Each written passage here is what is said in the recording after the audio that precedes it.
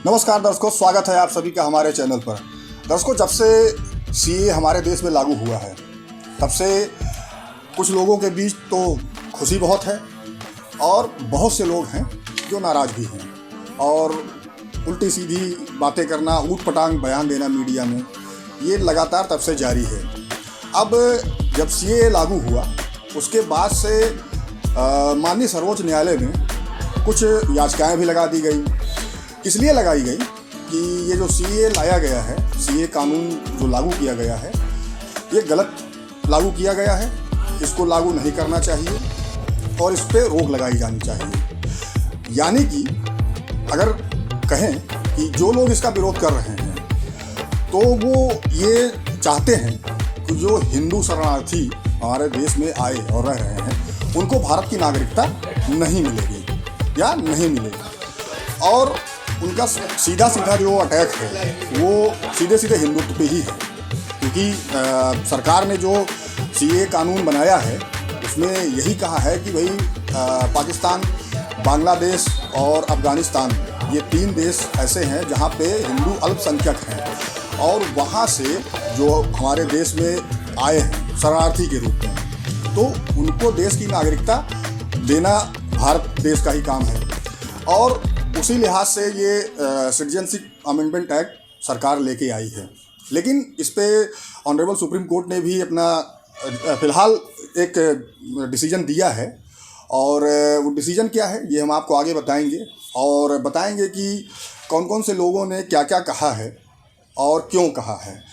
दर्शकों, अगर आप चैनल पर नए हैं तो चैनल को सब्सक्राइब ज़रूर करें।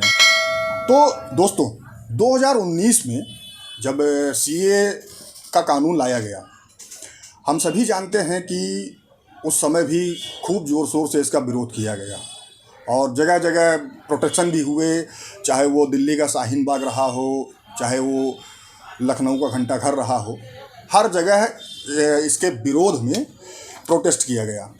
क्यों किया गया? कि ये कानून जो है लागू न हो पाए देश में। लेकिन कुछ यानी 4 सालों का इंतज़ार किया गया और 4 साल के बाद 2024 में इसको भारत सरकार ने लागू कर दिया। अब जब से ये कानून लागू हुआ उसके बाद से इसका विरोध और तेज़ी से हो गया, चाहे वो विपक्षी पार्टियां हों, चाहे वो जो है बॉलीवुड के सेलिब्रिटीज़ हों, सब ने इसका विरोध किया।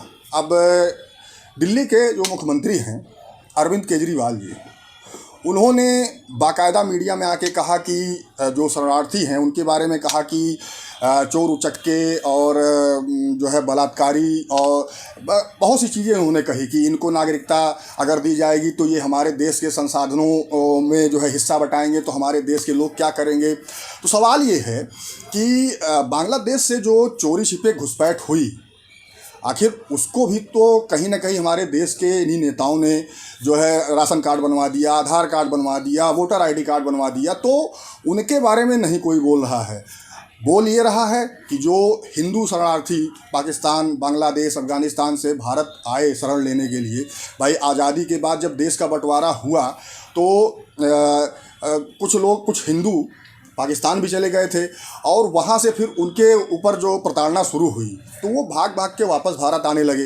हालांकि भारत सरकार ने ये कहा था कि भाई फ़िलहाल के लिए आप लोग जहाँ हैं वहीं रहिए, अगर आपको नहीं समझ में आता है तो आप भारत आइए, भारत में आपका पूरा ख्याल रखा जाएगा। अब जो हिंदू शरणार्थी अपनी बहन बेटियों की, अपनी माताओं बहनों की, पत्नियों की इज्जत बचा के या लुटा के किसी तरह जान बचा के भारत आए शरण लेने के लिए कि भारत में हम रहेंगे तो सुरक्षित रहेंगे, यहाँ की नागरिकता हमको मिल जाएगी तो हमारे लिए और भी अच्छा है, तो सरकार ने यही किया है।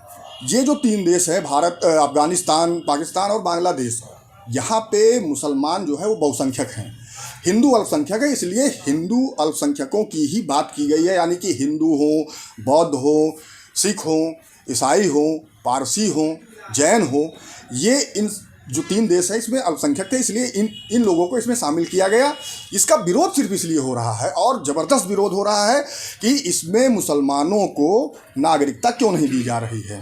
तो भाई साफ है, सरकार ने स्पष्ट कर दिया है कि इन 3 देशों में जो अल्पसंख्यक समुदाय हैं, तो जो मुस्लिम्स हैं वो इन 3 देशों में बहुसंख्यक समुदाय हैं, चाहे वो पाकिस्तान हो, चाहे वो बांग्लादेश हो, चाहे वो अफगानिस्तान हो। लेकिन हमारे देश के ही कुछ नेता हैं जो इसका ज़बरदस्त विरोध कर रहे हैं।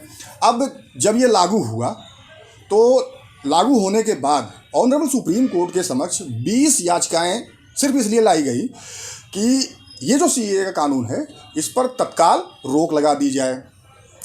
हालांकि 2019 में जब ये कानून लाया गया था उसके बाद से कुल 237 पिटीशनें पहले ही इसमें पड़ चुकी थी कि ये जो कानून लाया जा रहा है ये गलत है।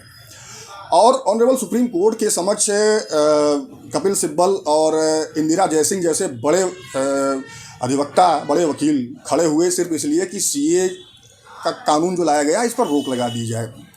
लेकिन ऑनरेबल सुप्रीम कोर्ट ने फिलहाल तत्काल रोक लगाने से इस पर मना कर दिया है और केंद्र सरकार से जवाब भी मांगा है कि भाई जो ये लागू किया गया इस पर केंद्र सरकार पहले अपना जवाब दे दे, उसके बाद इस पर सुनवाई होगी। तो फिलहाल ऑनरेबल सुप्रीम कोर्ट ने इस पर रोक लगाने से मना कर दिया है। अब बात करते हैं कि एक बॉलीवुड की अभिनेत्री हैं स्वरा भास्कर। भाई इनको आता जाता कुछ नहीं है, बस ये मीडिया के समक्ष जनता में किसी तरह इनको बने रहना है, तो इनके जो समझ में आता है ऊट पटांग बड़बड़ बड़बड़ बोले चली जाती हैं। अभी राहुल गांधी जी की न्याय यात्रा में ये पहुंच गई थी, वहाँ भी इन्होंने भी सीएए का विरोध किया और ये कहा कि 10 साल से जो है, पिछले 10 साल से जो है हमारा देश एक बीमारी से जूझ रहा है और वो बीमारी केंद्र में बैठी हुई है। इस तरह से कई सारे बयान इन्होंने दिए। लेकिन ऐसे लोगों के बयान पर, ऐसी लोगों की बातों पर हमें ध्यान नहीं देना चाहिए। ये सिर्फ अटेंशन पाना चाहती है लोगों का, क्योंकि अब जब लोग किसी को कोई पूछता नहीं है तो उसको ये लगता है कि यार कैसे हम मीडिया में आए, कैसे हम पब्लिक में आए कि लोग हमें फिर से जाने। तो स्वरा भास्कर जैसे लोगों का काम यही है। 2019 में भी जब ये सीए का कानून लाया गया था तब भी एक बड़े चैनल के पे जाके इन्होंने इंटरव्यू दिया था और वहाँ भी इसका खुल के इन्होंने विरोध किया कि गलत है, गलत है। और एंकर के बार बार पूछने के बाद कि भाई आपने जो सीए का कानून लाया गया है उसको आपने पढ़ा है? तो इनका सिर्फ इतना ही कहना था कि हाँ मैंने रेलेवेंट सेक्शन पढ़े हैं, ये फलान ढिमाक। और एक सांस में इन्होंने जो बोलना शुरू किया तो ये किसी की सुनी भी नहीं, बोलती चली गई, तो इनका यही काम है। तो फिलहाल ऐसे लोगों की बातों पर ध्यान नहीं देना चाहिए। ये अलगाववादी सोच वाले लोग हैं और जो सिर्फ एक वर्ग को मतलब भड़काने का काम करते हैं, कि चाहे वो स्वरा भास्कर जैसे लोग हो, चाहे वो अरविंद केजरीवाल जैसे लोग हो, सबको चूँकि इस समय लोकसभा का चुनाव है तो इसका विरोध इसलिए किया जा रहा है। भाई देखिए, हमारे मुस्लिम भाई इसका विरोध करें तो चलो कहीं तक ये लगता है कि भाई चूँकि मुसलमानों को सीए के तहत नागरिकता नहीं दी जा रही है इसलिए वो इसका विरोध कर रहे हैं। लेकिन ये लोग जो विरोध कर रहे हैं इनके विरोध का क्या मतलब है, ये समझ से परे है। फिलहाल विरोध चाहे जितना करे, हालांकि माननीय गृह मंत्री ने यह स्पष्ट कर दिया है कि ये सीए का कानून वापस नहीं होगा। और जो अरविंद केजरीवाल जी ने जो बातें कही थी उसका भी उन्होंने खुलकर जवाब दिया कि भाई जो बांग्लादेशी शरणार्थियों को जो बसाया जा रहा है उसके बारे में कोई कुछ नहीं बोल रहा है। तो ये एक बड़ी समस्या हमारे देश में है।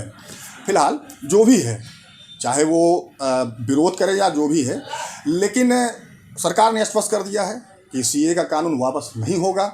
और ऑनरेबल सुप्रीम कोर्ट ने भी फिलहाल इस पर रोक लगाने से मना कर दिया है। केंद्र सरकार को सुने बिना अभी फिलहाल इसमें यही आदेश हुआ है कि पहले केंद्र सरकार अपना जवाब दाखिल करे, उसके बाद फिर आगे देखा जाएगा कि इसमें क्या करना है।